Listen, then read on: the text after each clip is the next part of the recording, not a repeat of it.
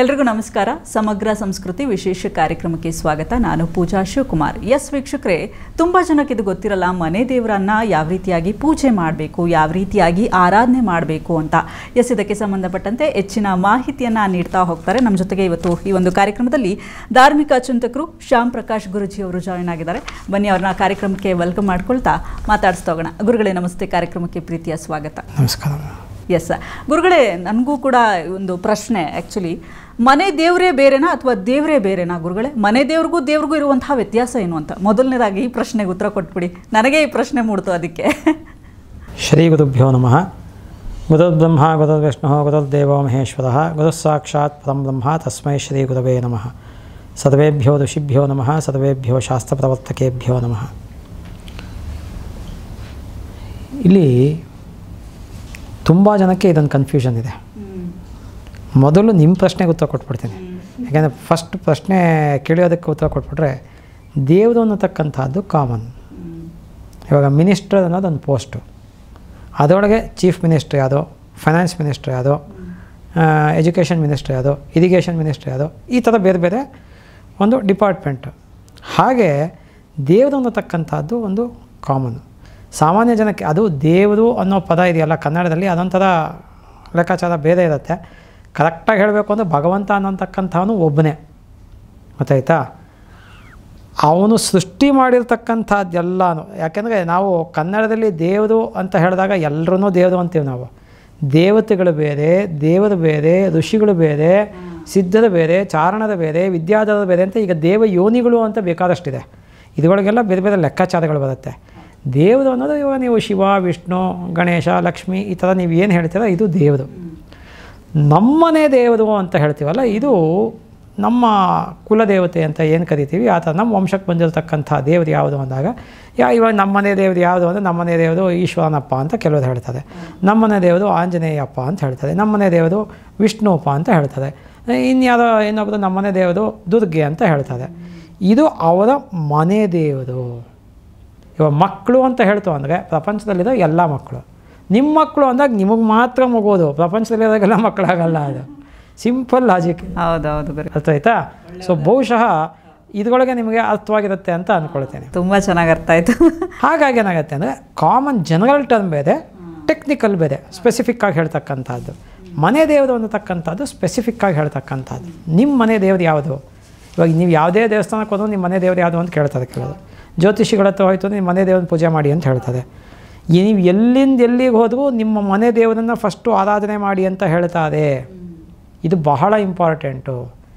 ಏನು ಹಾಗಿದ್ರೆ ಮನೆ ದೇವರನ್ನು ಅಥವಾ ಕುಲದೇವರನ್ನ, ಇಲ್ಲಿ ಮನೆ ದೇವರು ಬೇರೆ ಕುಲದೇವರು ಬೇರೆ ಅಂತ ಕೆಲವರು ಎರಡೆರಡು ಬೇರೆ ಇಟ್ಕೊಂಡಿರ್ತಾರೆ, ಆಯಿತಾ? ಆ್ಯಕ್ಚುಲಿ ನನ್ನ ಲೆಕ್ಕಾಚಾರದಲ್ಲಿ ಹೇಳಬೇಕು ಅಂದರೆ ಎರಡೂ ಒಂದೇ. ಅದನ್ನು ಯಾಕೆ ಆ ಥರ ಮಾಡ್ಕೊಂಡಿರ್ತಾರೆ ಅಂದರೆ, ಈ ಹಳ್ಳಿಗಳಲ್ಲಿ ಯಾವುದೋ ಒಂದು ದೇವರು ಇರುತ್ತೆ ಯಾವುದೋ ಕಾಲದಲ್ಲಿ, ಅದನ್ನು ಅವರು ಕುಲದೇವರು ಅಂತ ಇಟ್ಕೊಂಡ್ಬಿಟ್ಟಿರ್ತಾರೆ.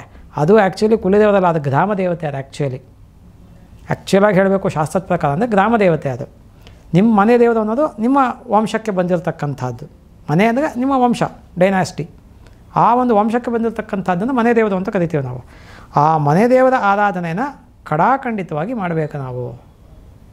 ಆಮೇಲೆ ಬೇರೆ ದೇವರನ್ನು. ಹಾಗಾದರೆ ಮನೆ ದೇವರು ಅಂದಾಗ, ಈಗ ನಾನು ಅಮ್ಮನ ಮನೇಲಿದ್ದಾಗ ಮನೆ ದೇವರು ಬೇರೆ ಇತ್ತು, ಗಂಡನ ಮನೆಗೆ ಬಂದಾಗ ಗಂಡನ ಮನೆ ದೇವರು ಯಾವುದು ಇರುತ್ತೆ ಅದನ್ನು ಆರಾಧನೆ ಮಾಡಬೇಕು ಸ್ತ್ರೀಯರು. ಇದು ಭಾಳ ಇಂಪಾರ್ಟೆಂಟ್. ಭಾಳ ಒಳ್ಳೆಯ ಪ್ರಶ್ನೆ ಕೇಳಿದ್ರೆ ನೀವು. ಸ್ತ್ರೀಯರು ಮದುವೆ ಆಗೋದಕ್ಕೆ ಮುಂಚೆ ತಮ್ಮ ತವ್ರ ಮನೆಯದು ಯಾವುದೋ, ಇವಾಗ ಫಾರ್ ಎಕ್ಸಾಂಪಲ್ಲು ತವ್ರ ಮನೆ ದೇವರು ವೆಂಕಟೇಶ್ವರ ಅಂತ ಇಟ್ಕೊಳ್ಳೋಣ. ವೆಂಕಟೇಶ್ವರನ ಆರಾಧನೆ ಮಾಡ್ತಾ ಇರ್ತಾರೆ ಅವರು. ಗಂಡನ ಮನೆಗೆ ಬಂದಮೇಲೆ ಶಿವ ಅಂತ ಇಟ್ಕೊಳ್ಳೋಣ, ಆವಾಗ ಈಶ್ವರನ ಆರಾಧನೆ ಮಾಡ್ತಾರೆ. ಆವಾಗ ಇಲ್ಲಿ ತುಂಬ ಜನ ಕೇಳ್ತಕ್ಕಂಥ ಒಂದು ಪ್ರಶ್ನೆ ನಾನೇ ತೊಗೊಂಡ್ಬಿಡ್ತೀನಿ ನಿಮಗೆ. ಈ ಜನ ಕೇಳ್ತಾರೆ, ನಮ್ಮ ಮನೆ ದೇವರು ಈಶ್ವರ, ನಾವು ತಿರುಪತಿಗೆ ಹೋಗ್ಬೋದಾ? ಇದು ತುಂಬ ಜನಕ್ಕೆ ಸಮಾಜದಲ್ಲಿ ಇರ್ತಕ್ಕಂಥ ಒಂದು ಪ್ರಶ್ನೆ. ನಾವು ತಿರುಪತಿಗೆ ಹೋಗ್ಬೋದಾ? ನಮ್ಮನೆ ದೇವರು ಈಶ್ವರ ಅಥವಾ ನಮ್ಮನೆ ದೇವರು ಇನ್ಯಾವುದೋ ದೇವರು, ನಾವು ತಿರುಪತಿಗೆ ನಾನು ಹೇಳ್ತೀನಿ, ಸ್ವಾಮಿ, ಮನುಷ್ಯರು ಕಿತ್ತಾಡ್ತಿರೋ ಹೊತ್ತು ದೇವರಿಗೆ ಕಿತ್ತಾಡಲ್ಲ. ದೇವರು ಎಲ್ಲನೂ ಒಂದೇ. ಏಕಂ ಸದ್ವಿಪ್ರ ಬಹುಧಾ ವದಂತಿ. ಪರಮಾತ್ಮ ಅನ್ನತಕ್ಕಂಥವನು ಒಬ್ಬನೇ. ಆದರೆ ನಾವು ಡಿಫ್ರೆಂಟ್ ಪರ್ಸ್ಪೆಕ್ಟಿವಲ್ಲಿ, ಡಿಫ್ರೆಂಟ್ ಆ್ಯಂಗಲಲ್ಲಿ, ಡಿಫ್ರೆಂಟ್ ಸಿಚುವೇಷನಲ್ಲಿ, ಡಿಫ್ರೆಂಟ್ ನೇಮ್ಸಲ್ಲಿ ಕರಿತೀವಿ. ಫಾರ್ ಎಕ್ಸಾಂಪಲ್ಲು ನಿಮಗೆ ಅರ್ಥವಾಗೋ ಹಂಗೆ ಸಿಂಪಲ್ಲಾಗಿ ನಾನು ಹೇಳ್ತೀನಿ. ನೀವು ನಿಮ್ಮ ತಂದೆಗೆ ಏನಾಗ್ತೀರಾ? ಮಗಳು. ನಿಮ್ಮ ಮಗಂಗೆ ಏನಾಗ್ತೀರಾ? ತಾಯಿ. ನಿಮ್ಮ ಅಣ್ಣಂಗೆ ಏನಾಗ್ತೀರಾ? ತಂಗಿ. ನಿಮ್ಮ ತಮ್ಮಂಗೆ ಏನಾಗ್ತೀರಾ? ಅಕ್ಕ. ಗೊತ್ತಾಯ್ತಾ? ನಿಮ್ಮ ಮೇಷ್ಟ್ರಿಗೆ ಏನಾಗ್ತೀರಾ? ಶಿಷ್ಯೆ. ನಿಮ್ಮ ಶಿಷ್ಯಂಗೆ ಏನಾಗ್ತೀರಾ? ಮೇಷ್ಟ್ರು. ಒಬ್ಬನೇ ವ್ಯಕ್ತಿ ಎಲ್ಲ ಹೆಂಗಾದ ಅಂದರೆ it all depends on the perspective in which we C. ಯಾವ ದೃಷ್ಟಿಕೋನದಲ್ಲಿ ನೋಡ್ತೀವಿ ಅಲ್ಲಿ ವ್ಯಕ್ತಿ ಒಬ್ಬನೇ. ದೃಷ್ಟಿಕೋನ ಬೇರೆ ಆದಂಗೆ ಸಂಬಂಧಗಳು ಬೇರೆ ಆಯಿತು, ಹೆಸರುಗಳು ಬೇರೆ ಆಯಿತು. ಭಗವಂತ ಒಬ್ಬನೇ. ನಾವು ಬೇರೆ ಬೇರೆ ದೃಷ್ಟಿಕೋನದಲ್ಲಿ ನೋಡಿದಾಗ ನಾನು ಶಿವನಾಗಿ ನೋಡಬೇಕು ಭಗವಂತನನ್ನು ಅಂದರೆ ಶಿವನಾಗಿ ಪ್ರತ್ಯಕ್ಷ ಆಗ್ತಾನೆ. ನಾನು ದುರ್ಗೆಯಾಗಿ ನೋಡಬೇಕು ಅಂದರೆ ದುರ್ಗೆಯಾಗಿ ಪ್ರತ್ಯಕ್ಷ ಆಗ್ತಾನೆ. ನಾನು ವಿಷ್ಣುವಾಗಿ ನೋಡಬೇಕು ಅಂದರೆ ವಿಷ್ಣುವಾಗಿ ಪ್ರತ್ಯಕ್ಷ. ಇಲ್ಲಪ್ಪ ನಾನು ಗಣಪತಿಯಾಗೇ ನೋಡಬೇಕು ಅಂದರೆ ಗಣಪತಿಯಾಗೇ ಪ್ರತ್ಯಕ್ಷ. ಇಲ್ಲ ನಾನು ನಮ್ಮ ಗುರುಗಳು ಕಂಡ್ರೆ ನಾನು ಭಾಳ ಗೌರವ ಇಟ್ಕೊಂಡಿದ್ದೀನಿ, ನನ್ನ ಗುರುವಾಗೇ ನೋಡಬೇಕು ಅಂದರೆ ಆ ಗುರುವಾಗೇ ಪ್ರತ್ಯಕ್ಷ ಆಗ್ತಾನೆ. ಯದ್ಭಾವಂ ತದ್ಭವತಿ.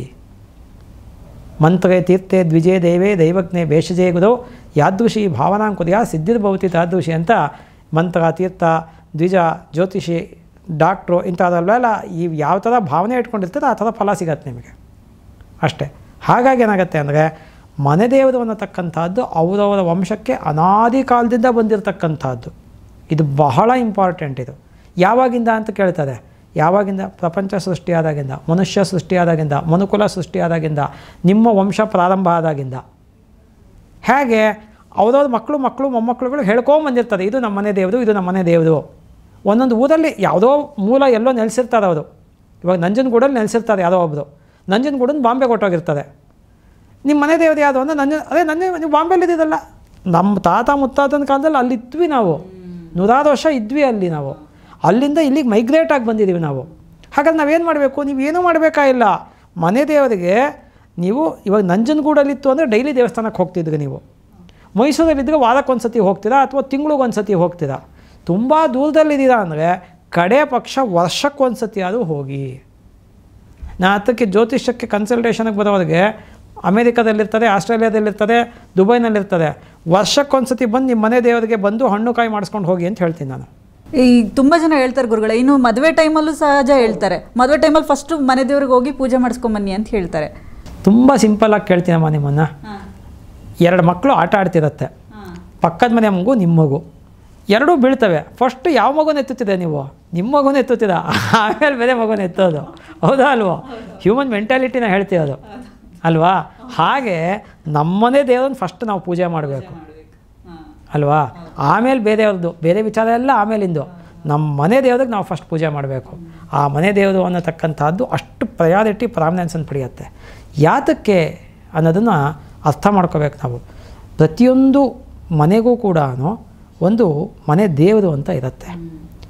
ಅದನ್ನು ಅನಾದಿ ಕಾಲದಿಂದ, ನಾನು ಆವಾಗಲೇ ಹೇಳಿದಾಗೆ ಅನಾದಿ ಕಾಲದಿಂದ ಹಾಗೇ ನಡ್ಕೊಂಬಂದಿರುತ್ತೆ ಪರಂಪರೆ. ಅದಕ್ಕೆ ಪೂಜೆ ಮಾಡಿ ಅದು ಯಾವುದೋ ಒಂದು ಉದ್ದೇಶದಿಂದ ಮಾಡ್ಕೊಂಡಿರ್ತಾರೆ. ಕೆಲವು ಸತಿ ಮನೆ ದೇವ್ರನ್ನ ಕೆಲವು ಕಾಲಾಂತರದಲ್ಲಿ ಚೇಂಜು ಮಾಡ್ಕೊಂಡಿರ್ತಾರೆ. ಇವಾಗ ಯಾವುದೋ ಹಳ್ಳಿನೋ ಕಾಡಲ್ಲೋ ಎಲ್ಲೋ 100 ವರ್ಷಗಳಿಗೆ ಎಲ್ಲೋ ಇರುತ್ತೆ, ಅಲ್ಲಿಗೆ ಸಂಪರ್ಕನೇ ಇರೋದಿಲ್ಲ ಹೋಗೋದಕ್ಕೆ. ಅವಾಗೇನು ಮಾಡ್ತಾರೆ, ಅದೇ ದೇವರನ್ನೋ ಅಥವಾ ಅವರು ಎಲ್ಲೋ ಮೈಗ್ರೇಟಾಗಿ ಬಂದಿರ್ತಾರೆ, ಅಲ್ಲಿಗೆ ನಿಯರ್ ಬೈಯಲ್ಲಿ ಅದೇ ವಿಷ್ಣುನೋ ಶಿವನೋ ಆದರೆ ಅಲ್ಲಿಗೆ ಇಟ್ಕೊಂಡಿರ್ತಾರೆ. ಇಲ್ವಾ ಅದನ್ನೇ ಬೇರೆ ಮಾಡ್ಕೊಂಬಿಟ್ಟಿರ್ತಾರೆ. ಇದು ಕೆಲವು ಸತಿ ಗೊತ್ತಾಗೋದಿಲ್ಲ ಜನಗಳಿಗೆ, ಯಾವುದೋ ಮುಖಾಂತರ. ಆಮೇಲೆ ಕೆಲವು ಸತಿ ಕೆಲವ್ರಿಗೆ ಗೊತ್ತಾಗುತ್ತೆ, ಕೆಲವ್ರಿಗೆ ಗೊತ್ತೇ ಆಗಲ್ಲ. ಗೊತ್ತಾದಾಗ ನೀವು 2 ಕಡೆನೂ ಪೂಜೆ ಮಾಡ್ತಕ್ಕಂಥದ್ದು ಸೂಕ್ತ ಅಂತ ನಾನು ಹೇಳ್ತೀನಿ.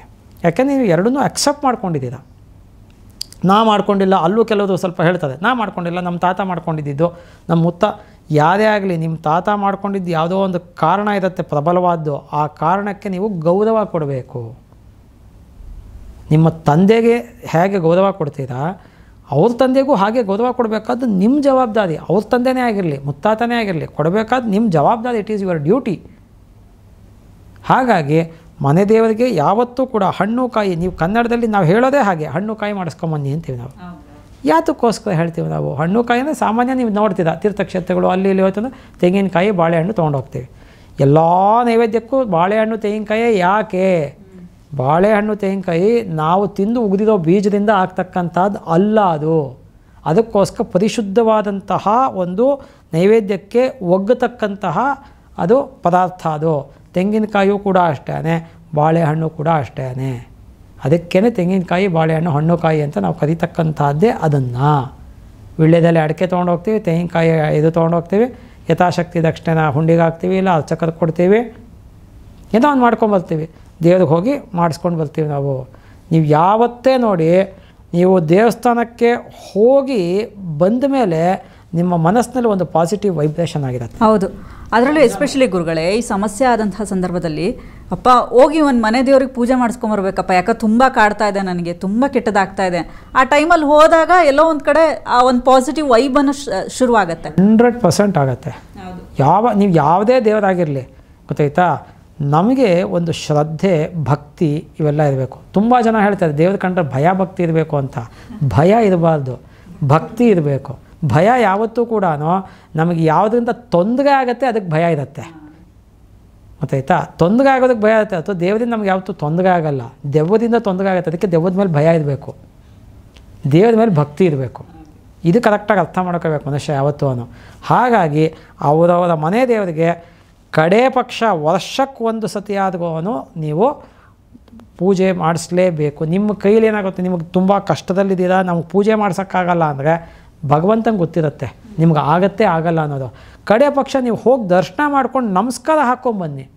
5 ನಿಮಿಷ ಕೂತ್ಕೊಂಡು ಅಲ್ಲಿ ಧ್ಯಾನ ಮಾಡಿ. ನೀವು ನನಗೇನು ಇಲ್ಲ ಭಗವಂತ, ಈ ತುಂಬ ಹಣದ ಅಭಾವ ಇದೆ, ಕಷ್ಟದಲ್ಲಿದ್ದೀನಿ, ನಮ್ಮ ಮನೆ ದೇವರು ನೀನು ಇವಾಗ ನಿಮಗೇನಾದ್ರು ಮನೆಯಲ್ಲಿ ನೀವು ಸಣ್ಣವರಿರ್ತೀರ, ಸಣ್ಣವರಿದ್ದಾಗ ನಿಮಗೇನಾದ್ರು ತೊಂದರೆ ಆಯಿತು ನೀವು ಯಾರಿಗೆ ಹೇಳ್ತೀರಾ? ನಿಮ್ಮ ಅಪ್ಪ ಅಮ್ಮಗೆ ತಾನೇ ಹೇಳ್ತೀರಾ. ನೀವು ಪಕ್ಕದ ಮನೆ ಅಪ್ಪ ಅಮ್ಮಂಗೆ ಹೇಳ್ತೀರಾ?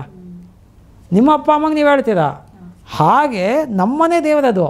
ನಮ್ಮನೆ ದೇವರಿಗೆ ನಾವು ಮನವರಿಕೆ ಮಾಡ್ಕೋಬೇಕು. ನಮಗೆ ಹಿಂಗೆ ಕಷ್ಟ ಆಗಿದೆ, ಭಗವಂತ ಕಾಪಾಡು ನಮ್ಮನ್ನು, ನಮಗೊಂದು ದಾರಿ ಕೊಡು, ಇಂಥ ಕಷ್ಟ ಆಗಿದೆ, ಅನಾರೋಗ್ಯ ಆಗಿದೆ, ಆರೋಗ್ಯ ಕೊಡು, ದುಡ್ಡಿಲ್ಲ, ಕಷ್ಟದಲ್ಲಿದ್ದೀನಿ, ದುಡ್ಡು ಕೊಡು, ಯಾವುದೋ ಸಂಬಂಧಿಕರು ಅಣ್ಣ ತಮ್ಮದು ವ್ಯಾಜ್ಯ ಇದೆ, ಪರಿಹಾರ ಮಾಡು. ಏನೋ ಒಬ್ಬೊಬ್ರಿಗೂ ಒಂದೊಂದು ಸಮಸ್ಯೆ ಇರುತ್ತೆ. ಸಿನ್ಸಿಯರಾಗಿ ನಾವು ಕೇಳ್ಕೋಬೇಕು ದೇವರಲ್ಲಿ. ಕೇಳ್ಕೊಂಡಾಗ ನಮ್ಮ ಸಿನ್ಸಿಯಾರಿಟಿ ಕರೆಕ್ಟಾಗಿದೆ ಅಂದರೆ ಭಗವಂತ ಕೊಟ್ಟೇ ಕೊಡ್ತಾನೆ.